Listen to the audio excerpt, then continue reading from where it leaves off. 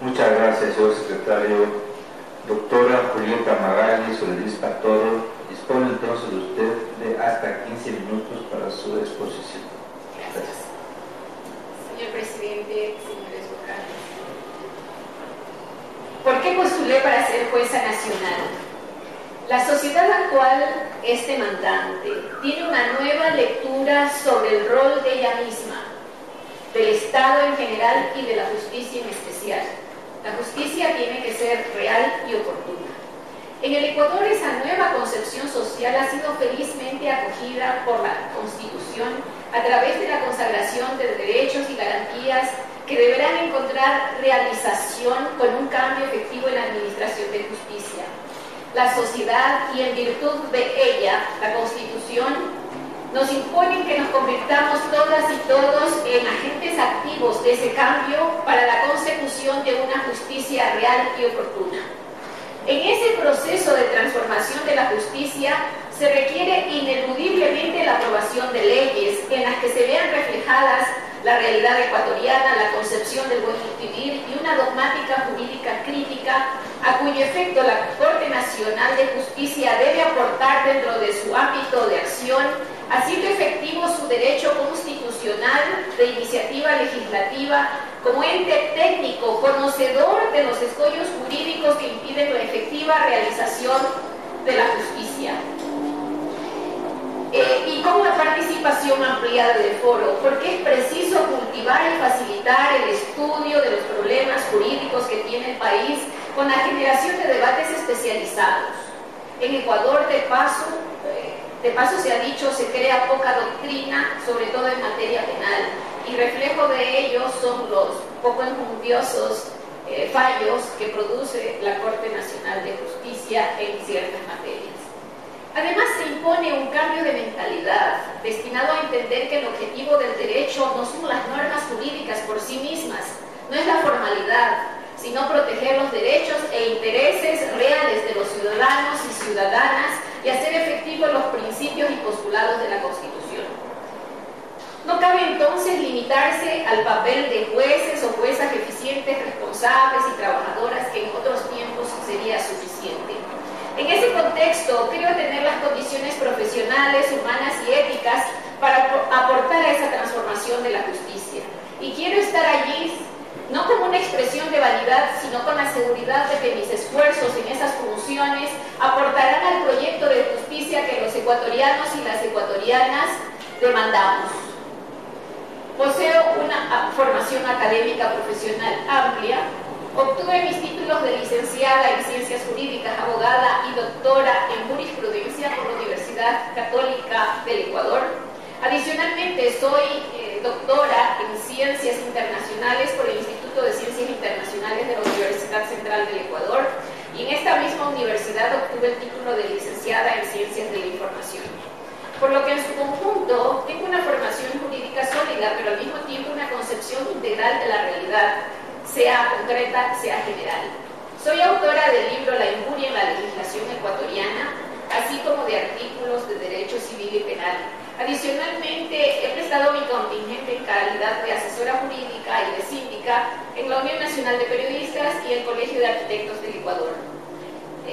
Pero sobre todo, creo tener un espíritu amante del conocimiento y de la investigación. Mis aspiraciones al ser jueza de la Corte Nacional de Justicia son, en primer lugar, elevar la calidad de las sentencias, no por el prurito de demostrar el conocimiento del derecho, sino por el hecho del profundo contenido y reflexión sociales, a más de normativos, porque las sentencias afectan e inciden en la vida de las personas y robustecen o deslegitiman la institución de la justicia. En segundo lugar, evacuar la carga procesal en espera de resolución lo más antes posible. En tercer lugar, propiciar las reformas legales indicadas y finalmente aportar a una nueva conciencia jurisprudencial en el Ecuador. En definitiva, hacer del trabajo de la Administración de Justicia un ejemplo de calidad, de eficiencia, transparencia, responsabilidad social y compromiso con los postulados de la Constitución. Mi experiencia. Ejerzo la profesión de abogada desde hace 22 años en forma exclusiva y permanente, durante los cuales mi mayor satisfacción ha sido ser útil a los demás. Al graduarme de abogada ofrecí mi ayuda a un voluntariado que se había creado para atender las necesidades de los internos e internas de los centros de rehabilitación social. Eso fue hace más de 20 años, en una época en que no existía política penitenciaria ni consultorios jurídicos gratuitos. Para comenzar esta tarea conjuntamente con la Corte Superior de Justicia de Quito, dirigida en ese entonces por el doctor Glauco Salazar, implementé el primer censo penitenciario en los centros de varones de Quito, que arrojó datos insólitos: presos sin sentencia por más de 6 años. Con nuestra intervención directa, voluntaria y gratuita, alrededor de 50 internos procesados por casos de narcotráfico, robo, lesiones, recobraron la libertad luego de haber obtenido una sentencia condenatoria que ya habían devengado. Durante mi ejercicio profesional he atendido asuntos penales, civiles y algo menos laborales. Concretamente, en materia penal ha sido parte de mi trabajo principalmente casos relacionados con delitos sexuales, falsificaciones, estafas, plagio, lesiones, delitos contra el honor, delitos contra la propiedad intelectual, robos, etc. En materia civil, la mayor ocurrencia de casos tiene que ver con familia, entre estos divorcios, disoluciones de sociedad conyugal, capitulaciones matrimoniales, uniones de hecho, impugnaciones de paternidad, muerte presunta, en temas de dominio y posesión, principalmente prescripciones adquisitivas, terminación de derechos de uso y habitación. En materia de obligaciones civiles, reclamaciones por daño moral, reclamaciones de indemnizaciones contractuales y extracontractuales, y de la misma manera obligaciones mercantiles. Por mi experiencia profesional, debo mencionar 2 aspectos que me llamaron la atención y me siguen llamando la atención. Muchos casos de abuso sexual y abuso infantil que ocurren en el seno del hogar quedan impunes porque pesan más los afectos y una malentendida unidad familiar antes que el deber de protección de los niños, niñas y adolescentes.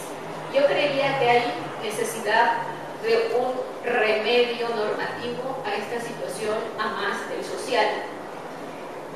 El segundo, los juicios civiles más largos que he tenido han acabado en acuerdos extrajudiciales, porque no encontraron respuesta oportuna en la Administración de Justicia y por falta también de las circunstancias para llegar a un acuerdo. Mi concepción sobre la Administración de Justicia. La Constitución de la República ha establecido un modelo de Estado dirigido a garantizar a las personas y a las colectividades el goce y ejercicio de los derechos en ella reconocidos y la realización de una justicia real a través de la cual esos derechos tengan protección efectiva y sean eficaces. Este modelo de Estado convierte a los jueces y juezas en garantes de los derechos y en creadores de derecho, de tal suerte que una justicia real se dé a través de este procedimiento. El modelo de Estado convierte a los jueces, permite además el acceso gratuito a la justicia, más de una tutela efectiva, imparcial y expedita de los derechos e intereses, con sujeción a los principios de celeridad e inmediación. Pero el acceso a la justicia no se satisface únicamente con la facultad que tienen los ciudadanos y ciudadanas de hacer uso del derecho de acción y de contradicción en forma gratuita. Esto es, con el derecho de acceso formal a la justicia, sino además con el acceso material a la justicia, que se hace efectivo cuando se dicta una sentencia justa y se repara el daño. Recién entonces el Estado habrá cumplido con su deber de dar acceso a la justicia y de garantizarla. ¿Cómo hacer realidad estos postulados?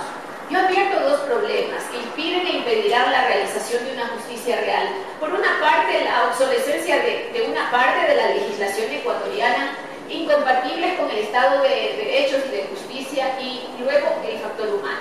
Sobre el primer punto, en materia civil, requerimos con urgencia un código de procedimiento civil cuyos objetivos principales y mi criterio son 3.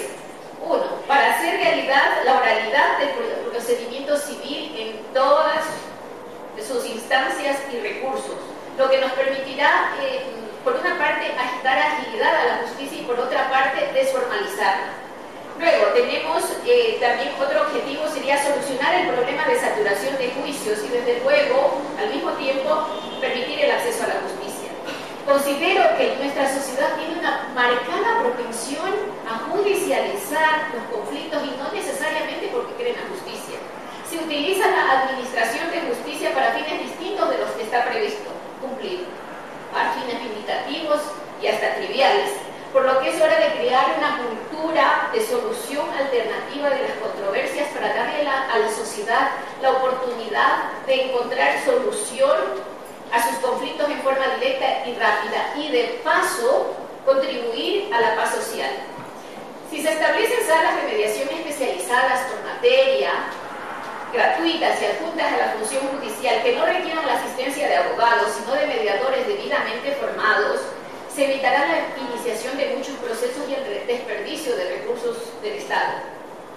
Yo consideraría como solución requerir el acta de imposibilidad total o parcial de mediación o a su vez de no concurrencia a la mediación como documento habilitante para la presentación de una demanda. El objetivo es que la acción judicial no sea la primera opción de los ciudadanos frente a un problema, salvo aquellos casos donde los bienes jurídicos se encuentran tutelados penalmente. Entonces, a los juzgados les correspondería conocer aquellos casos que no encuentran solución amistosa, asuntos de derecho, y aquellos que por su naturaleza no son susceptibles de mediación. El actual procedimiento civil establece antes de la prueba la junta y la audiencia de conciliación, pero no cumple su objetivo porque ni es practicada por el juez ni las partes concurren personalmente, de tal suerte que queda como una simple formalidad procesal. Y el otro objetivo de la reforma del procedimiento civil sería para desformalizar el recurso de casación de manera que pueda ser instrumento de justicia real y no solo de culto a la norma en sí misma. No descarto además la utilidad de implementar el recurso de revisión en otras materias, pero eso estaría considerado en el conjunto, es decir, dentro del nuevo esquema normativo del Código de Procedimiento Civil. En materia laboral, estimo que se impone una reforma legal a fin de establecer un procedimiento más idóneo. Considero que una audiencia y no dos como ahora, siempre que al tiempo de la demanda y de la contestación a la demanda se establezca el anuncio de pruebas, sería idóneo, como ocurre actualmente en los juicios de alimentos.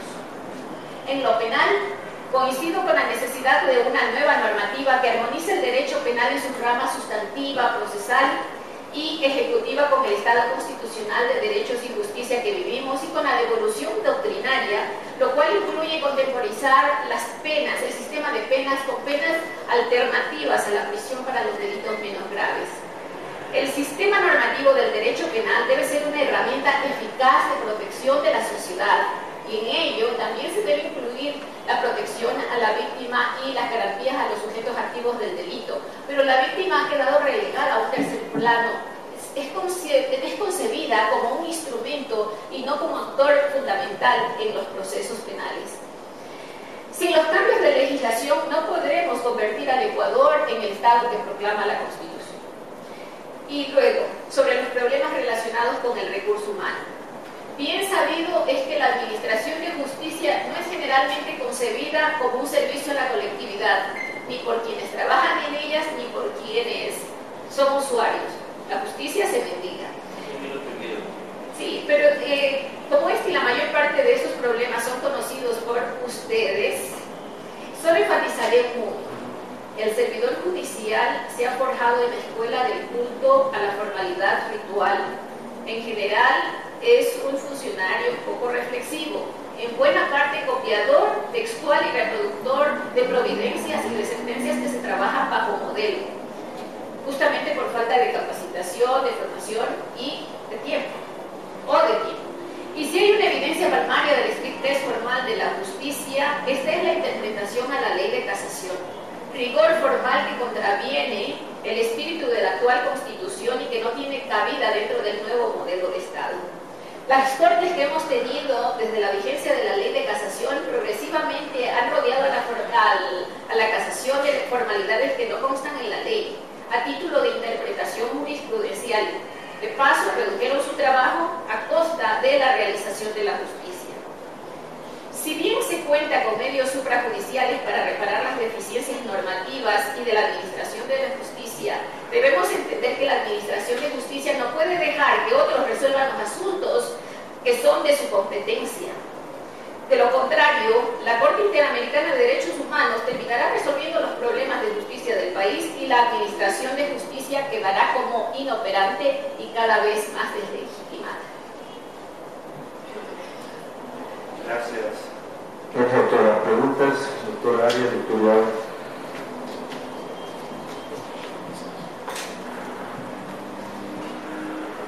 Doctora Soledispa, buenas tardes. Usted en su intervención nos ha explicado ya cuáles, entiendo, serían sus propuestas de posibles reformas legales utilizando la capacidad normativa de los jueces de la Corte Nacional en el marco del Pleno y a través de su presidente. Usted nos ha dicho además que hay un excesivo culto a la formalidad ritual y nos ha explicado brevemente, ya el tiempo estaba en el límite del tiempo, cómo esto especialmente afecta la casación. Quisiera que amplíe un poco más cuáles serían sus propuestas de posibles reformas a la ley de casación, para evitar justamente lo que usted encuentra como un problema. Bueno, en general, lo que acabo de mencionar no solamente tiene que ver con el ámbito de la casación, es una visión en general de mi concepción de justicia, lo que tiene que ver con la ritualidad, la formalidad ritual. Pero yo considero que en el caso específico de la ley de casación se debe propender a una ampliación de los casos en los cuales el recurso de casación es viable. Se defiende con mucha tenacidad por parte de algunos sectores el hecho de que el recurso de casación tiene que ser formal porque así se lo concibió, pero se lo concibió en la época de la Revolución Francesa. En el momento actual, la tendencia normativa es hacia la ampliación y la desformalización del recurso de casación. Esta no es una aspiración personal mía, es hacia dónde va la corriente jurídica. Es lo que están haciendo este momento algunos países. En Perú, en el año 2009, se reformó el recurso de casación justamente para darle mayor amplitud y mayores posibilidades para que frente a un fallo, las personas que se encuentran inconformes, no respecto del fondo, no respecto del hecho en sí, sino por haber violaciones legales, puedan tener acceso a un recurso superior que es, y a un juez superior que es, en este caso, la Corte Nacional de Justicia. Igual en Colombia, yo he visto con mucha satisfacción cómo los jueces, a más de que en su trabajo, en las sentencias, tratan de incorporar la mayor cantidad, o sea, criterios de desformalización del derecho, claman por mayor amplitud de opciones legales a través del recurso de casación. Es decir, no se trata de ver en el recurso de casación simplemente, y es como yo concibo que está siendo implementado el recurso de casación, como una cascarita, ¿no? Que si no cae por lo uno, cae por lo otro. Entonces, eso da inseguridad, porque a uno no le permite tener claro qué es lo que debe poner en un recurso de casación. Tiene que ingeniárselas para poner la mayor cantidad posible de normas legales a fin de que eso satisfaga a quien admite el recurso de casación. En Chile, hasta hace poco se estaba discutiendo reformas a la ley de casación. En España tenemos dos sistemas de casación. En general, en Costa Rica, igual, se ha hecho un esfuerzo grande por propender a que el recurso de casación sea desformalizado. Obviamente, todo recurso, toda intervención, toda acción ante la justicia debe tener una formalidad, pero no esa estrictez formal que han estado reclamando nuestros jueces. Y cuando se les ha insistido en que el nuevo Estado de Derechos y Justicia ya no tiene cabida en este Estado de Derechos, esas exigencias formales, han dicho que se trata de una corte de transición y que por lo tanto no pueden aplicar más de lo que ya se ha venido aplicando desde el punto de vista jurisprudencial, que tienen una camisa de fuerza, de hecho.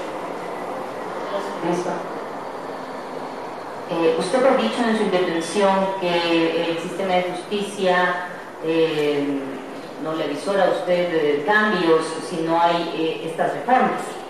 Pero de acceder usted a la Corte Nacional de Justicia como jueza, ¿qué haría en lo inmediato para evitar lo que usted también ha alertado como un riesgo de si no se dan ciertos cambios, tanto en la actuación de los jueces como en la legislación, que nuestras causas se resuelvan en las Cortes Internacionales de Derechos Humanos?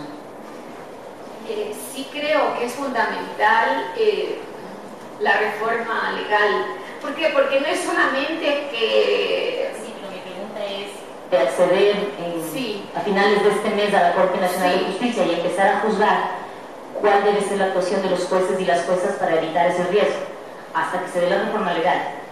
Bueno, en el ámbito de las competencias, evidentemente, de juez o jueza a la Corte Nacional de Justicia. Aplicar en lo que cabe la Constitución y sobre todo trabajar con responsabilidad, con conciencia social. Gracias.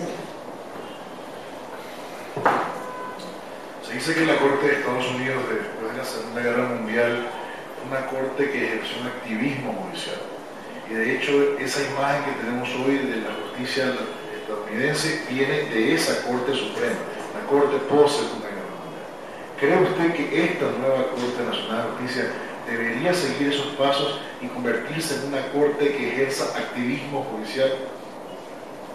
Cuando yo hablo de que todos y todas debemos ser agentes de cambio, me refería a eso precisamente. No podemos tener un papel pasivo. Este ya no es el momento de reproducir textualmente sentencias ni bajo formato. Es el momento de que y además así lo demanda la Constitución. Necesitamos jueces críticos, jueces reflexivos, jueces con formación y con decisión. Yo creo que lo que pasó con la Corte de Estados Unidos en gran parte ha generado el prestigio que tiene la Corte de los Estados Unidos.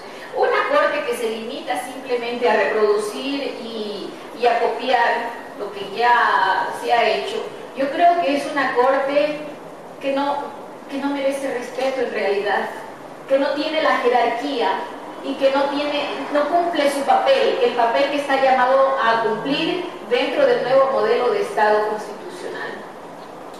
Esa es una línea. Justamente el activismo judicial que ejerció esa corte se relacionaba con derechos colectivos, dejando bastante de lado las discusiones patrimoniales o individuales. ¿Cuáles cree usted que deberían ser las discusiones jurisprudenciales sobre derechos colectivos que esta nueva Corte Nacional de Justicia debería abordar con urgencia? Bueno, no todos los derechos colectivos llegan a conocimiento de la Corte Nacional de Justicia vía casación. Realmente el ámbito de acción de la Corte está limitado al conocimiento de aquellos casos que suben vía casación. De tal suerte, pues, que el ámbito de acción en ese aspecto está bastante restringido.